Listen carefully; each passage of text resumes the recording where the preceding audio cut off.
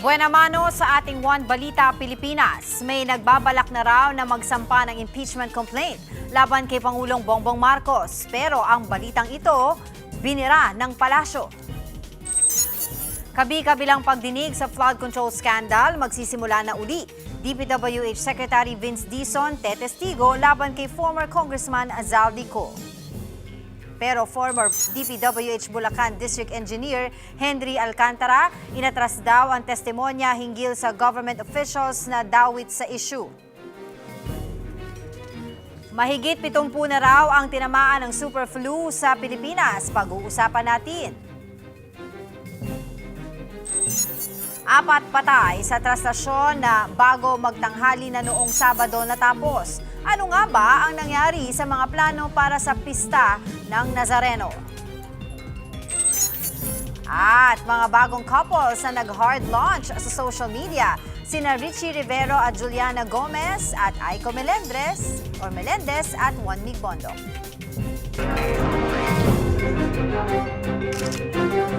Magandang tanghali, Luzon, Visayas at Mindanao. Thank you for joining us. Good afternoon sa mga nanonood. Saan po ang This has been my guide.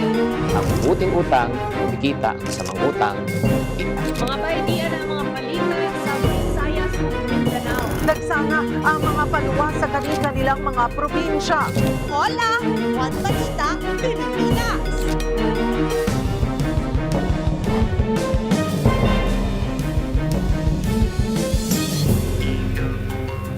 Magandang tanghali, Luzon, Visayas at Mindanao. 3 pulis at 1 babae ang napatay sa pamamaril sa Negros Occidental. Suspect sa karumal-dumal na krimen ng isa ring pulis na ayaw pang aminin ang motibo sa ginawang pamamaril. Para bigyan ng mukha ang balita, Mobile Journal, Kayla Makantan. 4 ang nasawi sa magkahiwalay na insidente ng pamamaril sa Negros Oriental kung saan iisang pulis lang ang may gawa.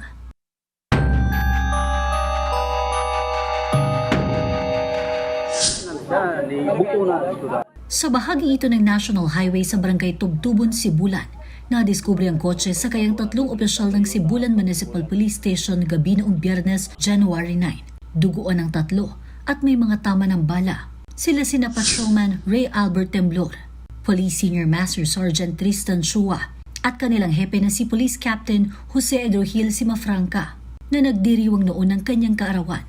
Sa investigasyon, pasado alas 9:30 nang pumasok sila sa isang resto bar di kalayuan kung saan sila nakita. Sa kuha ng CCTV sa loob, kitang kasama nilang isa pang kabaro. Tila nag-uusap lang ang grupo hanggang sa isang empleyado ng bar ang tumabi sa kanila. Maya-maya pa, tumayo ang isa sa kanila sa walang kaabog-abog na pinaputukan ng babae ng 2 beses. Tumalikod ng sospek pero muling bumalik para humabol ng putok. Without any reason, no? Hindi pa natin alam no, kung ano. Si suspect, no? Deliberately shot the girl, no, dun sa loob ng bar. Tumawag agad yung mga PNP personnel natin ng ambulance. Tapos sila, no, they onboard their car and then they proceeded to somewhere north. Hindi pa natin ma-establish no, if they're going to the police station. Sa labas, kitang sinindak pa ng sospek ang guard ng establishmento bago tuluyang umalis. Sa gitna ng kanilang biyahe, pinagbabaril ng sospek ang 3 pulis na pare-parehong nasawi. Tumakas naman agad ang sospek at iniwan sa kotse ang baril na ginamit. Pero bandang alas 10:40, sumuko rin siya sa Tanhay City Police Station. Nangangapa pa ang mga otoridad sa motibo ng pamamaril. Ang sospek, tikom umanong bibig sa nangyari. Yung babae po, no, started working doon sa bar 2 months ago. Hindi talaga natin ma-establish pa ngayon kung ano ba talaga yung relationship. Kung meron ba, yun din po may subject na investigation natin as to the reason kung bakit bigla niya pinutukan yung babae. Sinampahan na ng kasong multiple murder ang sospek na isinailalim din sa drug test. Nagbigay naman ng direktiba si Acting PNP Chief Lieutenant General Jose Melencio Nortates Jr. sa mga commander na higpitan ng pagbabantay at pagdidisiplina sa hanay ng pulis. Inuutos din niyang tapat at komprehensibong investigasyon para mapanagot ang sospek at matiyak ang kanyang pagkatanggal sa pwesto. Mga kapatid, Mobile Journal, Kayla Makantan, hatid ang muka ng balita. Tinutugis pa rin ngayon ng mga pulis ang suspect sa walang awang pagpatay sa isang bata sa San Pablo, Laguna. Biyernes nang matagpuan sa Sagingan ang wala ng buhay na katawan ng 8 anyos na biktimang si Totoy. Baka sa biktima ang mga tinamo nitong saksak at taga sa muka at katawan. Kwento ng pamilya ng biktima, naghahanda lang papasok sa klase ang bata nang bigla itong mawala.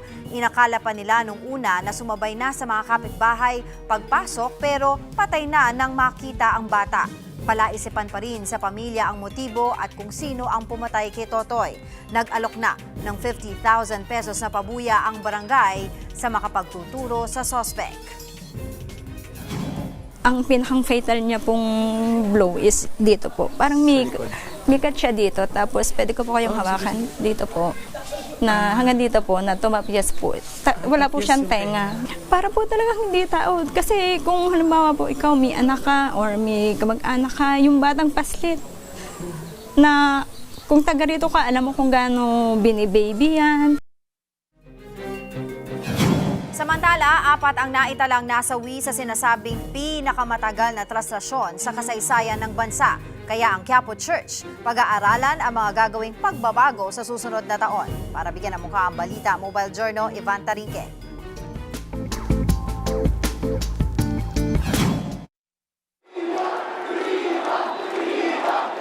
Mahigit isang araw ang nilakbay ng andas ng Pong Jesus Nazareno mula Quirino Grandstand pabalik sa simbahan ng Quiapo. 30 oras at 50 minuto ang itinagal ng traslasyon ngayong taon na pinakamahaba sa kasaysayan. Umabot din sa mahigit 9 milyon ang nakiisang deboto, pinakamalaki rin sa kasaysayan. Ilang beses pang napatid ang lubid ng andas.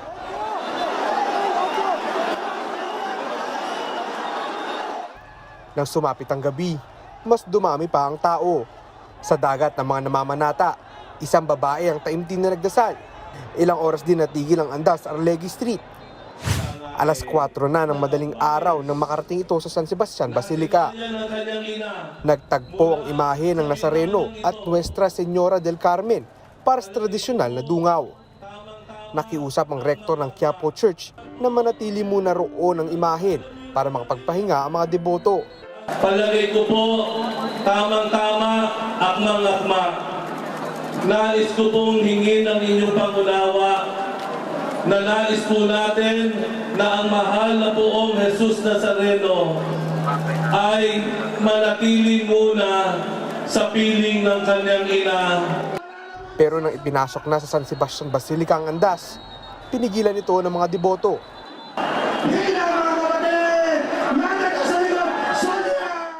Kaya tuloy pa rin ang traslasyon. Muli itong inabutan ng pagsikat ng araw sa paglalakbay. Ang batang ito, walang takot na nakipagsiksikan para makasampa sa andas.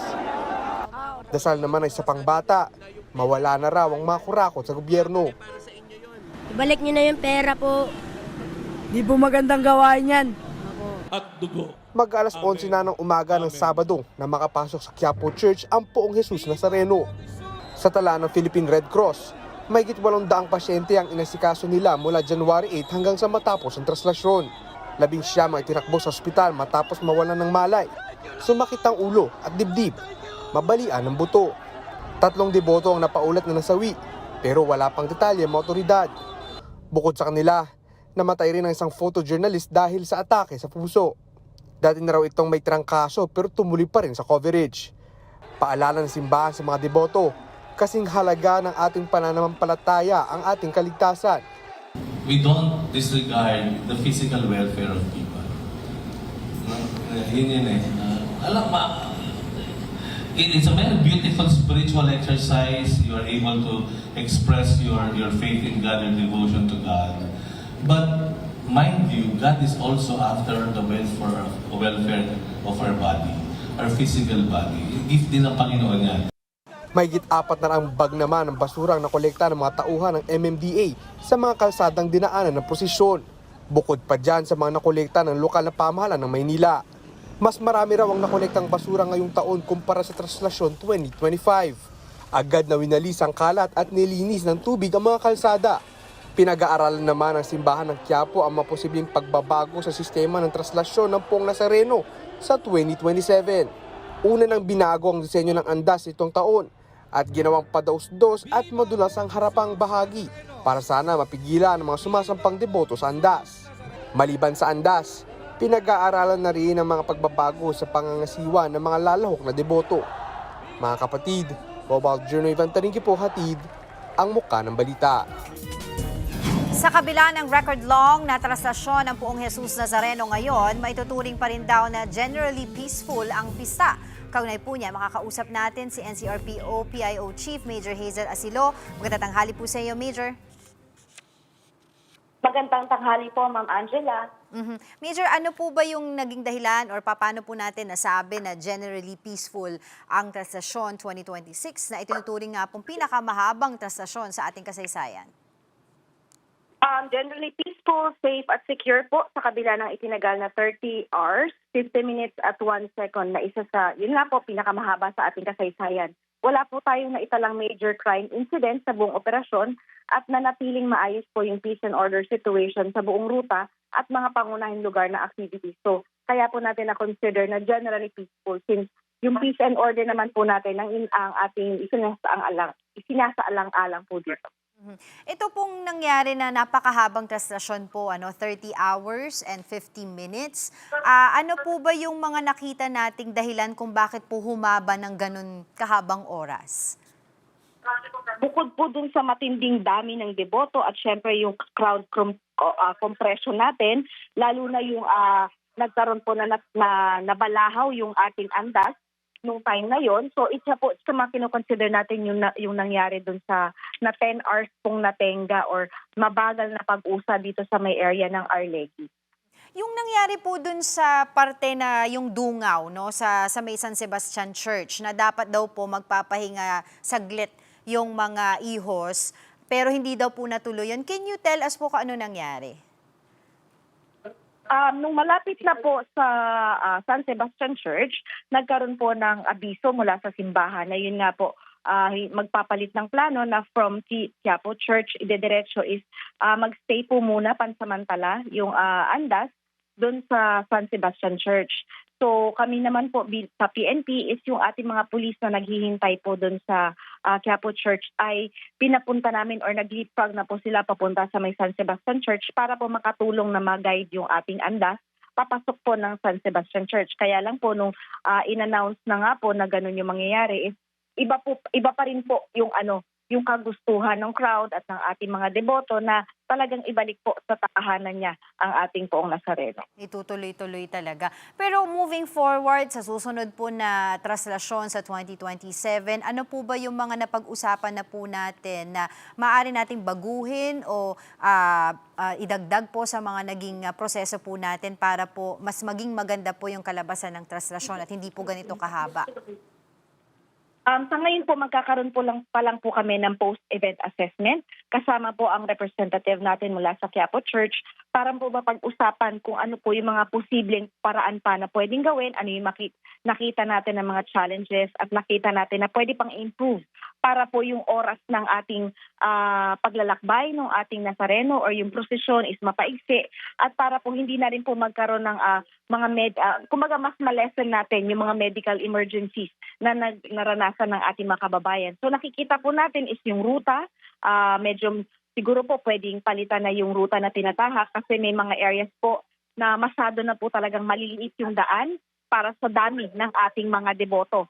Ganon din po yung structure po ng ating andas is maaari din po may mga suggestion po na palitan or ayusin, i-improve natin yung structure ng andas para mas kumbaga mas mag-adapt na siya doon sa crowd na sumasama po sa prosesyon. Opo, so we are looking at next year na babaguhin po yung mga ruta, babawasan po yung mga ruta. Isa po yan sa mga tinitingnan natin na pwedeng isasuggest natin na since yung meron naman pong mas maigting ruta or daanan po natin is hindi yung mga maliliit na kalsada kung saan masyado pong siksikan talaga at nagkakaroon po tayo ng girian at ng siksikan po talaga doon sa ating mga deboto, lalo na po sa mga areas na nagkakaroon po ng mga construction. So may mga lugar po na nasira yung mga bakod yung sa mga construction area dahil na rin po nadaanan po sila nung milyon-milyon nating mga deboto. So isa po yan sa mga posible naming isuggest sa mga gaganap na post-event assessment. Ang isa rin po sa mga napansin po namin, Major, doon sa may Quirino Grandstand naman po, while we understand at ginagalang po namin yung kanya-kanya mga paniniwala po na ating mga deboto, ang napansin po namin, gabundok po ng mga nagkalat na basura ang naiwan po doon. Ano po ba yung po pwede natin magawa para sa susunod hindi naman po ganito kalala yung mga basura na naiiwan ng mga deboto? Pwede pong isama po dun sa halimbawa po yung ating briefing before po. So maisama natin yung parte ng paglilinis. Kumbaga ano yung magiging actions taken ng pamunuan at syempre ng lahat ng agencies involved para kasama po sa mapag-usapan kung ano yung pwedeng gawin, sino ang dapat na nakatoka, sino ang dapat na maglilinis, yung mga ganung pagpaplano po para lahat po ng anggulo ng ating pagpaplano ay matutukan mula sa pagsisimula hanggang po sa paglilinis or pag-clear natin doon sa pinagdaanan nating mga location.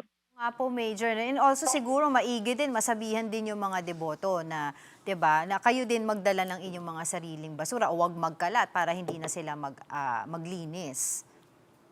Tama po, siguro po isa yan sa mga dapat na bukod sa pinapaalala natin sa ating mga kababayan tungkol sa kanilang safety, ipapaalala rin po natin na kung halimbawang magdadala kayo ng pagkain or meron kayong mga maiiwan na yung mga tinutulugan nila na karton, kumbaga bibit-bitin na rin po nila para makales na po doon sa mga kalat na liligpitin ng Manila City. Oo, okay. And Major, tanong ko lang din po, kung meron na po tayong confirmed details doon po sa tatlong nasawi during traslasyon?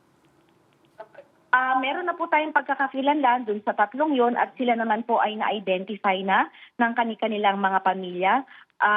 Yung isa po ay due to cardiac arrest, tapos yung isa po ay sa kasamaang palad ay nagulungan po ng andas at yung isa naman po inaalam pa natin kung saang area po nabagok yung kanyang ulo. Nagulungan po ng andas? Tama po ba yung rinig ko, Major?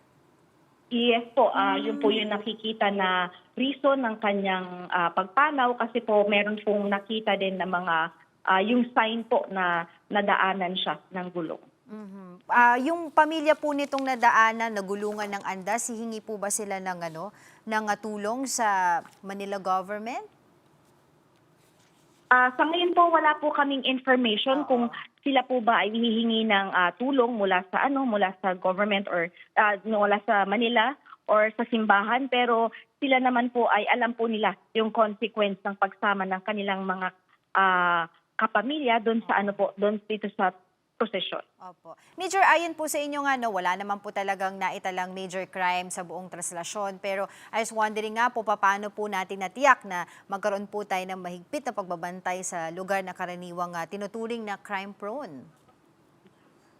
Siyempre po, ginawa natin bukod doon sa pagde-deploy natin ng mga pulis, dito po sa atin sa mismong prosesyon, meron po tayong tuloy-tuloy na police presence doon sa mga critical areas, lalo na po doon sa mga alam natin na nagkakaroon ng mga insidente ng mga petty crimes. So bukod po doon sa ating ikinalat para po sa mismong prosesyon, meron pa rin naman po tayong nakalagay na mga nakadeploy na pulis para po doon sa ating anti-criminality operation. Mm-hmm. And gaano po kahalaga yung naging coordination po natin from NCRPO, sa local government units, kasama na rin po of course, major part nito yung Minor Basilica and National Shrine of Jesus or Jesus Nazareno at iba pang ahensya para nga po masiguro na yung kaligtasan po ng publiko. Napakahalaga po ng ating interagency coordination, yung ating pong patuloy na ugnayan sa ating LGU, sa Minor Basilica and National Shrine of Jesus Nazareno, at syempre sa iba pa nating partner agencies. Ito po yung naging susi para sa maayos na crowd management, mabilis nating response, at syempre yung pangkalahatang kaligtasan po ng publiko. Mm-hmm. And of course, ano po yung mga pangunahing aral na nakuha po ng NCRPO ngayong Traslasyon 2026 sa maaari pong mapabuti pa sa mga susunod na traslasyon? Mahalaga po yung ating patuloy at mas maagang paghahanda, malinaw na crowd flow management, ganun din po yung ating mas pinalakas na koordinasyon sa lahat ng ahensya na involved po dito sa ganitong mga events. lalo po sa mga susunod na malalaking pagtitipon. Pinakita rin po ng Traslasyon 2026 na may mga pagkakataong ang galaw po ng prosesyon ay naapektuhan ng mga bagay na hindi po directly controlled ng ating PNP or maging po ng simbahan gaya po ng disenyo at physical na galaw ng andas, yung mga implikasyon sa bilis ng usad, ganun din po yung kilos ng ating mga deboto. So ito po yung mga external factors na kahit ano po siguro ang paghahanda ng lahat ng agencies at ng lahat ng concern ay hindi po natin talaga ma-monitor or hindi po natin talagang mapapaghandaan since ito po ay makikita natin sa mismong event or sa D-Day po. So ito po yung mga karanasan na magsisilbing gabay po sa amin para patuloy na pong pagpapabuti ng kaligtasan at kaayusan po ng ating publiko. And of course, since nandito na rin po kayo, Major, taking this opportunity to ask you na rin po, kumusta po yung paghahanda naman po, no, para naman po sa Feast of Santo Niño sa Tondo? So ito po naman ating Feast of Santo Niño ay napaghandaan na po ng Manila Police District at kami naman po dito sa NCRPO ay naghihintay lamang kung mangangailangan po sila ng dagdag na puwersa since ito po ay mangyayari sa area ng Manila. So magkakaroon po tayo ng deployment at ng reserve force na maaari po naming ibigay dito sa Manila Police District once na kailanganin po nila ng karagdagang puwersa. Alright, maraming salamat po sa inyong oras, Major Hazel Asilo ng NCRPO. Magandang tanghali. Sa ibang balita, patuloy pa rin ang pag-aalboroto ng Bulkang Mayon sa Albay. Naobserbahan ang bagong magma na maakyat sa bunganga ng bulkan na kalaunan nagdulot ng mas maraming pagguho sa crater. Nakita naman ng mga residente ang makapal na usok sa dalisdis ng bulkan. Ayon sa PHIVOX, hindi simpleng ulap ng abo ang nakita ng mga residente kundi uson. May kasama yang mainit na tipak na bato. Ayon sa PHIVOX, posibleng tumagal ng 6 na buwan ang pag-aalboroto ng Mayon. Kaya pinalilikas na rin ang mga residente na nakatira sa loob ng 7 to 8 kilometer extended danger zone.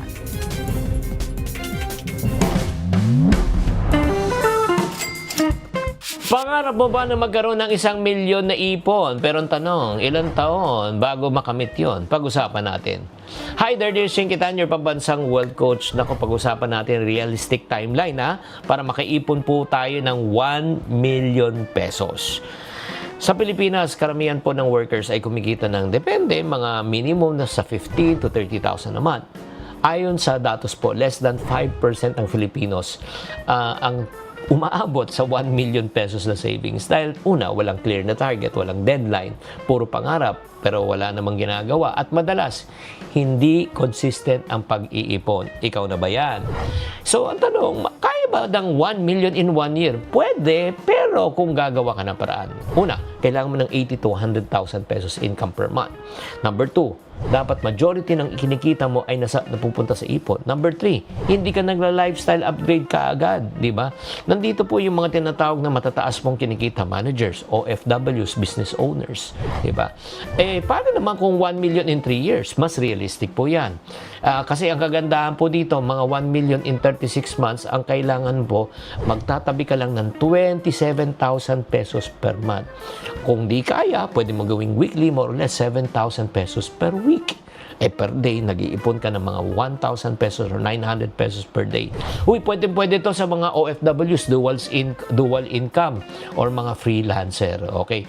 Paano naman yung 1 million in 5 years? Ay, naku, pinaka-doable na yan, ha?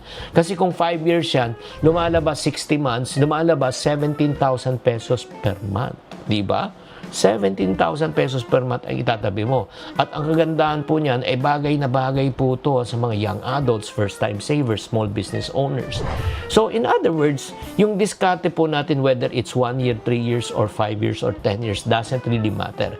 Ang importante, mag-set ka ng target. Ang number 2, importante, i-automatic mo yung savings mo. Ipon bago gastos. Number 3, palaguin po natin yung pera, i-invest po natin. Pang-4, alam mo gawin mo, magdagdag ka ng side income. And pang-5, huwag kang mag-lifestyle agad. O huwag kang mag-lifestyle inflation. So, anong sikreto? Kailangan maliwanag po ang goal, kailangan maging consistent po tayo, at huwag tayo magpapapressure. Sana naman naliwanagan po kayo sa episode na ito. Tuwan-tuwa ako. Sana naman makaipon na ng 1 million pesos. Tatandaan, tamang karunungan, tamang disiplina po ang susi sa pagyaman. Susunod, mga tinamaan ng tinatawag na super flu, higit 6 na po na. Alamin natin kung ano ang mga sintomas na ito. At humihingi ng tulong ang isang pasyenteng nagkaroon ng tuberculosis sa bituka. Ang sakit dahil daw sa komplikasyon sa mga iniinom na gamot. Yan at iba pa sa pagbabalik ng One Balita, Pilipinas.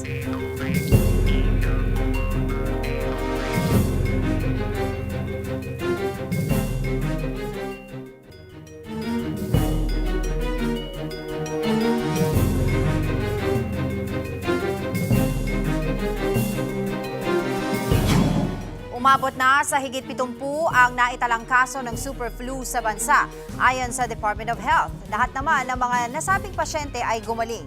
Kaugnay po niya, makakausap natin ang infectious disease expert na si Dr. Ron Jean Solante. Magandang tanghali po sa inyo, Doc. Hi, good afternoon, Angela. Kamusta po, Doc? Well, okay. We're okay. Happy New Year po. Pero Doc, ito nga po, no, medyo hindi Happy New Year dahil tumataas nga po yung kaso nitong tinatawag na super flu. Ano po ba ito? At paano po ito naiiba kung meron man po doon sa karaniwang trangkaso? Well, Angela, no, itong tinatawag natin na super flu, ito pa rin yung influenza virus na seasonal na dumarating sa atin every year, no? Yung influenza, no? Ang pagkaiba lang nito, kaya tinatawag siyang super flu dahil meron siyang mga minor mutations doon sa virus na nung tinitingnan nila, baka yung mga bakuna na binibigay natin for flu, baka hindi na magiging bisa doon because of that. Kaya yun yung pangamba nila na baka pag ganun, tumataas ang infection, tumataas ang mahawaan, especially for those na hindi na bakunahan, at pwedeng tumataas din ang ma-hospital doon sa mga na mamatatamaan, no, sa influenza. In fact, nakikita na yan doon sa ibang bansa kagaya ng US, Europe, Canada, no, na tumataas ang mga ang pagtaas ng influenza-like illness sa mga ganitong klaseng panahon. Pero Doc, aside po dyan sa nabanggit ninyo na maaaring kailangan ng updated na flu vaccine dito sa mutation nga po ng super flu na ito, can we also look at the factor na mas marami po ngayon kaya ang mas mababa ang immune system? Well, isa din yan sa mga factor pag sinabing influenza infection, talagang ang unang tatamaan dyan yung bumaba ang mga immune system, no? Hindi mababa ang immune system. Yung exposure, halimbawa ngayong mga holidays, marami tayong mga event na mga parties, no? Yung mga nagkukumpul-kumpulan ng mga tao, dumadami sa mga areas, mga high-risk areas. So, tataas ang transmission pag ganitong klaseng panahon dahil nga doon sa mga nature of how we are with this holiday season at saka especially may mga event din na dumadami ang mga tao, especially for sinulog or particular ngayong sa traslasyon. Can we also look at the weather? Kung may kinalaman din po ito sa pagbago po ng klima natin ngayon dahil nasa amihan season po tayo. Yes, malaking bagay ang climate change, no? Especially during this time na medyo malamig, alam naman natin na ang seasonal influenza, usually talaga tumatama yan doon sa, halimbawa, sa Philippines. It usually starts during the rainy season, no? But December and early part of January, nag-i-extend pa yan ng January hanggang February kasi nga may mga years na malamig pa rin ang later part ng January at saka February. Malaking bagay din yun. Dok, kasi I remember nung mga bata pa tayo, kapag may flu ka, pagagalingin ka lang ng nanay mo, okay na yan, no? Huwag kang masyadong mag-alala. Pero ngayon parang it's totally different, no? Na parang kailan po ba tayo dapat magpatingin sa doktor kung ang isang pasyente po ay nakaka-experience na po ng mga sintomas po nito ng super flu? Okay, tandaan natin, no, na majority of patients na may flu nakaka-recover, no?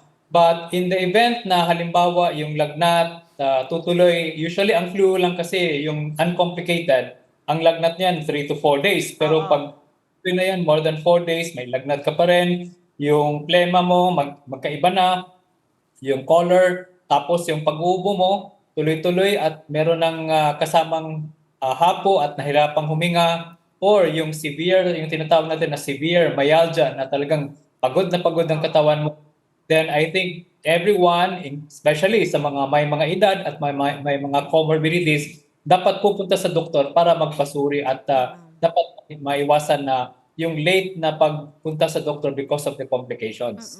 Madali po kasing sabihin, Dok, pagka high fever, yung nararamdaman ng isang tao. Pero dito po ba may pagkakataon na you have super flu, pero yung nararamdaman nyo naman po ay low-grade fever, although you have yung pangangati ng lalamunan, sipon, sakit sa ulo, pero low-grade yung fever? Well, ang fever kasi sa mga ganitong klaseng viral infection, most of them are low grade talaga, no? Pero in the sense na tuloy-tuloy. So pag halimbawa, usually kasi pag flu, ang lagnat mo hanggang 3 to 4 days lang yan. May mga pasyente tayo na yung flu nila, tumutuloy yung lagnat nila more than 4 days, 5 days na, nilalagnat pa rin, then 6 days, tapos yung ubo talaga, mas lumalago din yung plema at mas lalong mapabilis yung paghingal na, o yung paghinga mo, pag tuloy-tuloy yung ubo, it's not already a good sign na talagang, not a good sign na baka hindi na yan ordinary flu, baka may komplikasyon na yan na kasama doon ang pneumonia. Doon po sa mga may comorbidities, dapat po ba tayo mag-alala? Will this lead to death? Importante dito sa mga comorbidities sa vulnerable population, dapat sana nabakunahan sila, no? Kasi meron pa ring protection yung mga bakunang na-receive natin noong 2025 against the super flu. Ang pinagpangambahan natin dito, yung talagang may mga comorbidities or vulnerable patients na walang bakuna kasi sila yung triple na pwedeng makakuha ng influenza at pwedeng mag-lead into complications of influenza. Okay po, gaano naman po kahalaga yung pagsusuot ng face mask at ano po ba yung ibang epektibong paraan para po maiwasan po yung hawaan? Well, unang-una, we encourage everyone, no, especially for those may mga symptoms, to wear the face mask para hindi sila makahawa. For those na walang symptom but you are in the vulnerable population or meron kang comorbidity, tapos meron pupunta ka sa mga mataong lugar or what we call high-risk area, I highly advise na mag-face mask, no? Then pangalawa dyan, yung paghugas ng kamay every now and then para hindi ma-contaminated yung mga kamay natin na pwede also can be transmitting the flu. And number 3, siguro yung palakasin natin yung immune system, tamang pagkain, tamang pahinga or tamang tulog sa isang araw. Meron na po bang available na vaccine para po dito sa super flu? Yes, Angela, no? Kaya lang ang pagbakuna natin ngayon, so balikan natin yung vaccination program natin, no? For this year, mag-start tayo ng influenza vaccination March, April, May. So, halimbawa, wala kang bakuna ngayon, January, February, or March, mag-ingat pa rin tayo, no? But once the vaccination program will start, kasi ang availability ng 2026 influenza vaccine formulation, usually dumarating yan March, April, and May. So, doon tayo na dapat magpabakuna at kailangan siguro nating paigtingin ang advocacy natin ngayon na this year, since meron na tayong super flu, mas lalo nating i-encourage ang mga tao na magpabakuna ng influenza vaccine. So mga March pa yon. So January, February, talagang doble ingat pa dahil wala pang available na vaccine for that. Yes. Yeah, yung kailangan natin na within this 2 to 3 months, mag-ingat, i-monitor at syempre, no, yung sabi mo kanina, pag meron mga ganong sintomas, kailangan magpatingin sa doktor. Kasi itong super flu, Angela, may gamot tayo dito. May antiviral agent na pwede nating ibibigay sa mga pasyente. Halimbawa, yung talagang medyo moderate to severe na ang influenza. And of course, hingi na lang po kami ng inyong maipapayo sa ating mga magulang, sa vulnerable sector, yung mga matatanda po at sa may mga sakit po para po mas maprotektahan po nila yung kanilang kalusugan sa ganito pong panahon. Yes, unang-una, magsuot ng face mask, especially for those who will be going to mga high-risk areas. Pangalawa, pag mayroong bakuna na, magpabakuna. Pero pinaka-importante dito, pag meron kayong mga sintomas na tumutuloy mga 5 to 7 days, meron ka pa ring lagnat, nahirapang huminga, tuloy-tuloy ang ubo, may maplema na, pupunta sa doktor para mabigyan ng appropriate management or gamot. Maraming salamat po muli sa inyong oras, infectious disease expert Dr. Ron Jean Solante. Sa iba pang balita, ibinunyag ni Senate President Pro Tempore Ping Lacson na may 2.5 billion pesos na allocables si Senator Amy Marcos sa 2025 budget. Ayon kay Lacson, nakita niya raw ito sa mga dokumentong nakuha niya mula sa kampo ng yumaong DPWH Undersecretary na si Catalina Cabral. Pinupuna raw ni Senator Amy ang biglang paglobo ng ayuda program sa 2026 budget, pero ang senadora raw mismo ang may pork. Paliwanag naman ng senadora, wishlist lang ito ng mga proyekto na sinusumite sa DPWH, pero wala raw naibigay kahit isa sa kanilang mga oposisyon. Kabilang sina Senators Bongo, Bato de la Rosa at Robin Padilla. Samantala, nakatakda na ring ituloy ng Senate Blue Ribbon Committee ang pagdinig sa flood control scam sa January 19. Tatalakayin daw nila ang umunay pagbawi ng sinumpaang salaysay ni na dating DPWH Engineer Henry Alcantara at Bryce Hernandez. Susuriin din daw nila ang laman ng Cabral files at ipapasapina ang mga hindi pa rin sumisipot sa hearing. Kaugnay po niyan, aalisin na raw ng DPWH ang allocable sa taunang budget ng ahensya. Para sa update, magbabalita live si Mobile Journal Arles de los Santos. Arles, ano na raw ang ipapalit dito? Angela, wala ng allocable funds. Ayan ang kinumpirma ni Secretary Vince Dizon bilang bahagi ng reforma sa ahensya ngayong 2026.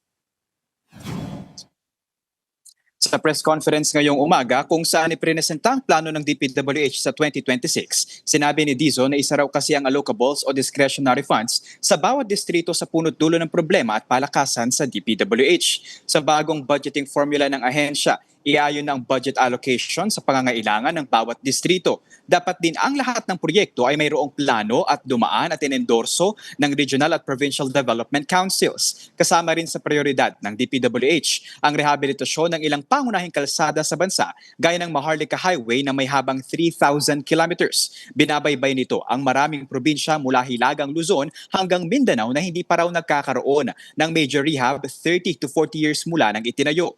Gayon din ang C5 Road at ilang tulay sa bansa na sira-sira at putol-putol ang pagkakagawa. Kasabay nito, kinumpirma rin ni Dizon na tuluyan ng inalis sa pwesto ang 4 na regional directors at ilang assistant regional directors at district engineers ng DPWH na iniimbestigahan na kaugnay ng mga manumalyang flood control projects. Angela, alam mo kanina ay tinanong din natin kay Secretary Vince Dizon ang plano ng ahensya sa tinatawag ng Cabral files. Ayon sa kalihim, kailangan daw na dumaan ang mga dokumentong ito sa forensics audit para nga masiguro na hindi binago o tinamper o inalis ang ilang mga bahagi ng mga papeles at dokumento na ito. Base na rin daw ito sa napag-usapan nila ni Ombudsman Boyeng Remulla at yung mga dokumentong ito ay nasa kustodiya na ng Office of the Ombudsman ilang araw pa lamang mula nang pumanaw si dating DPWH Undersecretary Maria Catalina Cabral. Angela. Okay, Arles, nabanggit mo kanina dito na itong bagong sistema nila sa budget planning at project monitoring, kailangan muna lahat ng plano dumaan doon sa Regional and Provincial Development Councils, backed by approved files or plans. Pero ito yung critical dyan, kung sino yung mga nasa Regional and Provincial Development Councils, anong gagawin ni Secretary Dizon to make sure na wala na naman mga pabor system na mangyayari under these council. So itong mga proyekto kasi na ito, Angela, yung mga pumapasok sa NEP, ito yung mga dapat daw na suportado talaga ng mga pag-aaral at ng mga plano. Yung lokasyon nito, saan ba ito nakalagay at gaano nga ba katagal ang magiging paggawa sa proyekto at higit lalo kung anong panahon ito gagawin. So kasama sa mga pagbabagong gagawin dyan ay yung pagbabago nga ng mga nakaupo sa ilang mga regional offices ng ahensya, kaya may mga sinibak na mga regional directors na ngayon nasa ilalim na rin ng investigation. Kabukod pa dyan, yung pag-hire ng mga bagong bahagi ng ahensya nang sa gayon talagang mas makita yung potensyal ng mga ito at makatulong nga doon sa pagbabago at ninanais ng DPWH. Gayon din sa pag-uusap daw nila ni Pangulong Ferdinand Marcos Jr. Kasama na din dyan, Angela, yung mas limitado man daw yung budget ngayon, mas mainam na maggamit talaga ito sa tamang pamamaraan ng nakabase sa mga pag-aaral nang sa gayon mapakinabangan ng publiko. Maraming salamat sa iyong oras, Mobile Journal, Arles de los Santos.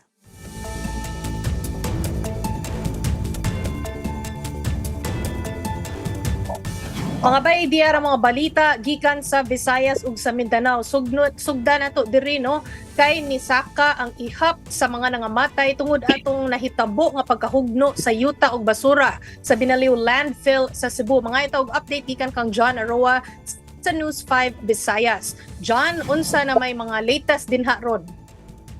Chiki, nagpadayon paghihapon ang search and retrieval operation sa nahugno nga landfill diri sa Barangay Binaliw sa Cebu City. Makita nining video ang pag-retrieve sa patayng lawas sa usa ka lalaki gikan sa landslide. Daghang mga empleyado sa maong waste facility ang nalubong og buhi human mahugno ang gabundok nga basura sa maong landfill. Sa katapusang ihap, misaka na sa 8 ang kumpirmadong namatay sa maong trahedya. 18 ang nakaluwas. Si Tatay Ranido nagbangutan human makabsi sa kinabuhi ang iyang asawa. Gisa-isay niya sa News 5 nga buhi pa sa diyang nakaplagan ang iyang asawa nga si Ruina. Apan lisod ang pagkuha sa iyang asawa tungod sa grabe nga pagkaipit. Niabot pa og usa ka adlaw diha pa nakuha si Ruina apan wala na kini kinabuhi.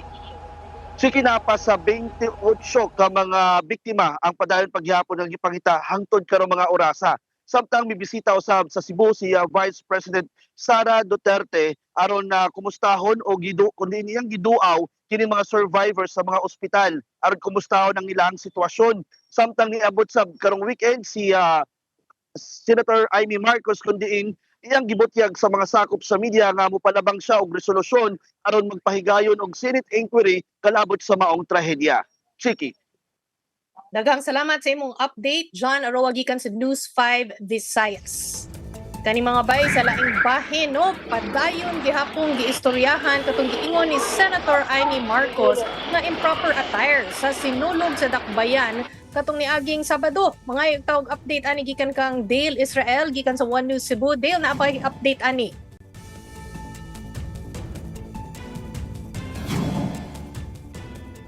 Dale, di ko kadungog nimo basi kinahanglan ni unmute.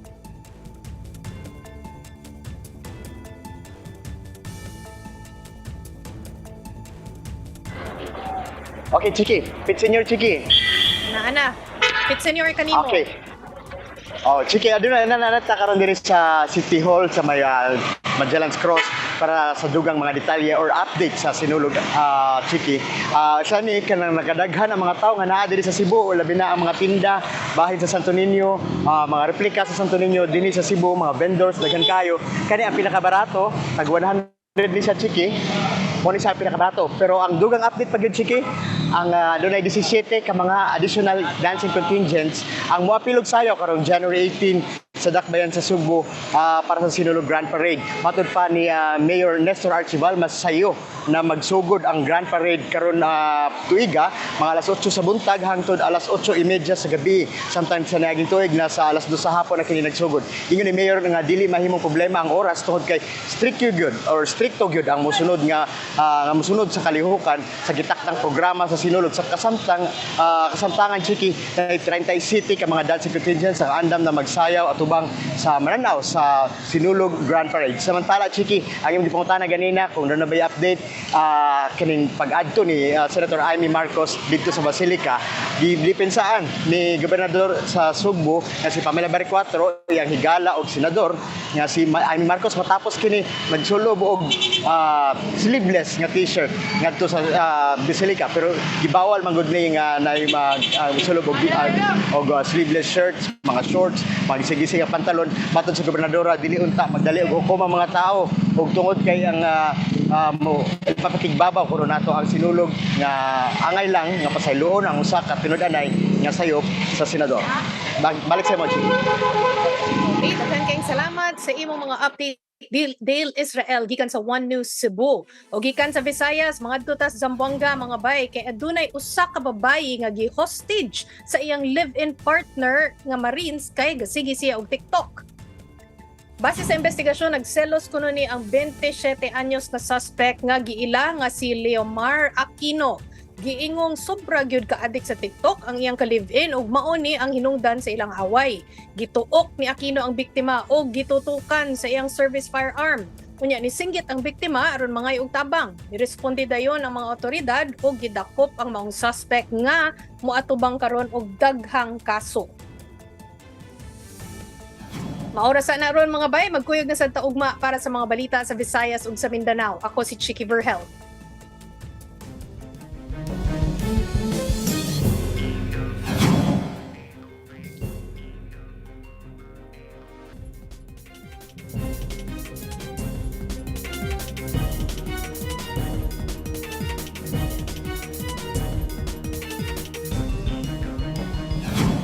Tinalakay ngayon sa Malacanang kung paano gagastahin ang pondo para sa social services ngayong taon. Para sa update, live na magbabalita mula sa Malacanang si Mobile Journal Julie Baiza. Julie, mas mataas nga ang pondo ng DSWD ngayong 2026 at anong mga plano ang nilatag ng palasyo para rito? Yes, Angela, mahigit 264 billion pesos yung pondo ng DSWD ngayong taon. Ilalaan daw yan para sa tatlong competency ng ahensya. Una dyan yung social welfare, development at yung disaster response. Yung IX program ng DSWD, pinaglaanan niya ng 63.90 billion pesos. Nandyan din yung supplemental feeding program para sa mga mag-aaral na tumaas mula sa 3.4 billion pesos ang itinaas na nasa 9.56 billion na ngayong taon. Haba na raw kasi yung bilang ng feeding program o feeding days mula sa 120 days patungo sa 180 days. Samantala, tumaas din ang budget para sa social pension sa mga senior citizen. Mula sa 49.8 last year, nasa 51.8 billion ngayong taon. Dahil dito, makaka-accommodate na daw, Angela, ng karagdagang mahigit kalahating milyong senior citizens na nasa waitlist ng ahensya. Julie, nakaschedule na bumisita si Pangulong Bongbong Marcos sa UAE simula ngayong araw. May update ka na ba dito? Angela, hindi pa raw nakakaalis patungong UAE si Pangulong Bongbong Marcos. Ayon yan kay Palace Press Officer Claire Castro. Kaga daw tayong bibigyan ng impormasyon sakaling nga makatulak na ang Pangulo pa UAE. Pero ang tiniyak naman ni Yusek Claire ay tuloy ang biyahe ni PBBM. Sakaling nga mapunta na doon, ang pakay niya ay yung Trade and Defense Cooperation Agreements. Nandyan din para saksihan ng Comprehensive Economic Partnership Agreement o yung CEPA at Memorandum of Understanding kaugnay naman sa defense cooperation ng Pilipinas at UAE. Sasama din ang Pangulo sa iba pang heads of states para naman talakayin yung mga usapin sa energy, water, financial matters, food at saka environment. Okay, of course, sa usapin ng impeachment laban kay PBBM, meron na bang sagot ang palasyo tungkol dito? Angela, ngayong tanghali lang sinabi nga ni Palace Press Officer Claire Castro na di umano may kumausap sa isang politiko ng mga miyembro ng DDS na nais nga daw na magsampa ng impeachment complaint. Mukhang sila daw ay mga miyembro nga ng DDS. Ang payo or mensahe ni Yusek Claire sa mga nagnanais daw na magsampa ng impeachment, bago daw magturo ng iba, tulungan muna raw yung idolo nila. Kasi yung impeachment complaint, hindi lang naman daw pang media lang yan. Pero kung si PBBM ang tatanungin, handa daw siya sa lahat ng pagkakataon dahil ginagalang niya yung konstitusyon. Kung hanapin naman daw sa kanya butas o usapin dito nga sa 2026 ang Pangulo raw walang ninakaw. Hindi rin daw siya rin daw ang nagpapaimbestiga dito naman sa anomalya sa flood control projects at ang Pangulo, sabi ni Castro, wala raw siyang Mary Grace Piatos. At meron din bang reaksyon ng palasyo dito sa isang opisyal ng AFP na nabalitaan na nag-withdraw daw ng suporta kay Pangulo? Angela, ipinauubayan na ng palasyo sa concerned government agencies yung investigasyon dito nga sa usapin ni Colonel Odi Mongaw. Ang malinaw daw, susundin daw yung due process at ipatutupad daw kung ano man yung nasa proseso nga at tamang batas kaugnay dito sa usapin or pag-withdraw nga ni Mongaw ng suporta para sa Pangulo. Pero yung recent development kasi si Mongaw ay sumuko na sa kanyang sa immediate supervisor niya. Julie, of course, usap-usapan din yung pagiging absent ni Pangulong Bongbong Marcos dito sa kasal ng kanyang pamangkin mismo, si Ilocos Governor Matthew Manotoc sa beauty queen na si Jamie Herrel. Ano nga ba yung dahilan? Meron ba siyang sinabi tungkol dito? Angela, sa ngayon wala pang pahayagang palasyo tungkol dyan sa pagiging absent ni Pangulong Bongbong Marcos sa kasal ng kanyang pamangkin na naging usap-usapan nga ngayon sa social media. Alright, maraming salamat, Mobile Journal, Julie Baiza.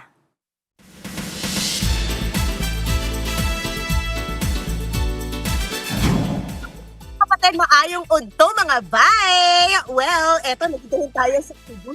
Hindi, sinisimula na nga natin ang stories natin as early as January, mga kapatid. Kasi nga, di ba, talaga namang bonggang-bongga, makikita yung mga feature na sa inay ko po at iba pa. Pero kagaya ng Paradise na ito, Paradise ng kwento rin ang hatid ko sa inyo. Dahil malapit na po mapanood ang The Kingdom, Magkabilang Mundo sa Kapatid Network. At kung na-corner natin si Derek Ramsey, bakit siya nagbabalik sa showbiz after 6 years, ano nga ba ang kanyang role? At meron pa, may dagdag tayo, mga new couple alert to start our Monday. Narito po ang report. Nagbago ng lahat. Nakuha ko ng kabayaran. Bagong mga karakter, bagong mga setting, at bagong mga kalbaryo sa kaharian ng kalayaan. Ilan lang yan sa mga aabangan sa The Kingdom, Magkaibang Mundo, na 1 year in the making ng APT Entertainment at Media Quest. Isa sa bagong karakter ay si Raha Salamat Sulaiman IX o Raha Siam, played by Derek Ramsey, na nagbabalik from his 6-year hiatus.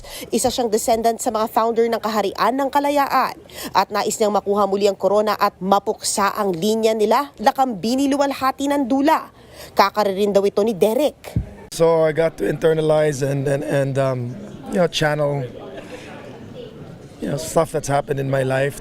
Huling nakatrabaho ni Derek ang APT Entertainment sa 2014 Cinemalaya hit na The Janitor at sa TV5 hit hero series bilang si Kidlat.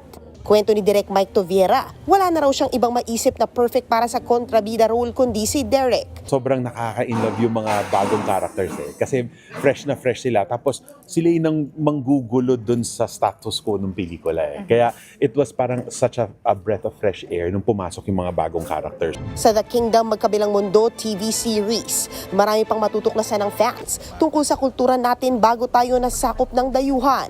There's a lot more about our culture, lalo na yung pre-colonial culture, yung mga detalye na hindi namin nailagay dun sa pelikula. So you will learn so much more, lalo na yung mga babaylan and how you become punong babaylan, yung politics. Iba-iba. Yung kultura na the movie was just a glimpse. Abangan ng The Kingdom this summer sa telebisyon.